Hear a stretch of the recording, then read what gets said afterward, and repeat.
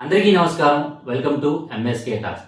ఈ మోడర్న్ కాలంలో చాలా మంది ఈజీ మనీకి అలవాటు పడి ఆన్లైన్ మోసాలకి చేస్తున్నారనమాట. ఎలాగంటే మేము బ్యాంకు నుంచి ఫోన్ చేస్తున్నాము, మీ యొక్క కేవైసీ అనేది అప్డేట్ చేసుకోవాలా, చేసుకోకపోతే మీ యొక్క అకౌంట్ అనేది హోల్డ్లో పడుతుంది, మేము బ్యాంక్ వచ్చి చేసుకున్నామని కస్టమర్ చెప్తే, లేదు మీరు బ్యాంక్ వచ్చినా నేనే చేసేది, మీరు అక్కడికి వచ్చినా నేనే చేయాలని చెప్పేసి మీ యొక్క వ్యక్తిగత డేటా ఎలాగైతే ఏటీఎం కార్డ్ నెంబర్ కానీ లేదా బ్యాంక్ అకౌంట్ నెంబర్ కానీ మీకు ఓటీపీ వచ్చింది, ఓటీపీ చెప్తేనే మీ కేవైసీ అవుతుంది అని చెప్పేసి ఈ విధంగా, లేదు అనుకుంటే కొత్తగా ఏఐ టూల్తో వాళ్ళు రకరకాల వీడియోస్ మీకు పంపించేసి ఒక యూఆర్ఎల్ పెట్టేసి దాన్ని క్లిక్ చేయమని చెప్పేస్తే మీకు ఎన్ని అకౌంట్లు ఉన్నాయో అన్ని అకౌంట్లు మీకు ఆ యూఆర్ఎల్ క్లిక్ చేస్తే ఆటోమేటిక్ అంత అమౌంట్ విత్ ఇన్ సెకండ్ లోనే వాళ్ళ అకౌంట్ కి ట్రాన్స్ఫర్ అవుతారనమాట. మీరు అన్ని తేరుకొని మీరు వెళ్ళి పోలీస్ స్టేషన్ లో కంప్లైంట్ ఇచ్చి వాళ్ళు వెరిఫికేషన్ చేసినా కానీ మీరు ఎక్కడా వాళ్ళు దొరకరు. ఎందుకంటే వాళ్ళు డార్క్ వెబ్ నుంచి వాళ్ళు లాగిన్ అయి చేస్తూ ఉంటారనమాట.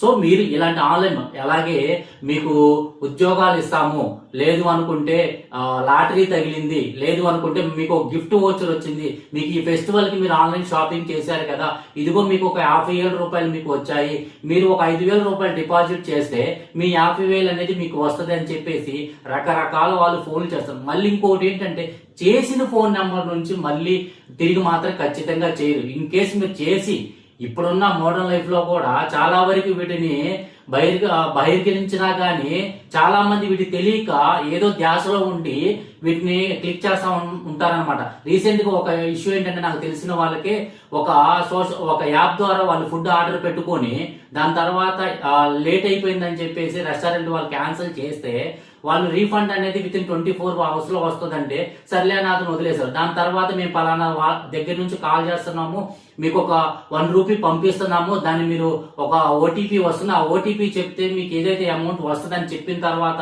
అతను నిజమే, అతను ఒక ఎంబీఏ గ్రాడ్యుయేట్, ఒక సాఫ్ట్వేర్ కంపెనీలో చాలా ఉన్నత స్థాయిలో ఉన్న వ్యక్తి, ఏదో ధ్యాసలో ఉండి అతను ఓటీపీ చెప్పాడనమాట. వెంటనే అతని అకౌంట్ 1,50,000 రూపాయలు ఉంటే ఆ అమౌంట్ అనేది ఆ అకౌంట్ ట్రాన్స్ఫర్ అయిపోయింది. దాని తర్వాత అతను తేరుకొని ఇంకా అమౌంట్ రాలేదని చూస్తే అతను మొబైల్ స్విచ్ ఆఫ్, అతను ఏదైతే ఉందో మొత్తం డీటెయిల్స్ అని స్విచ్ ఆఫ్.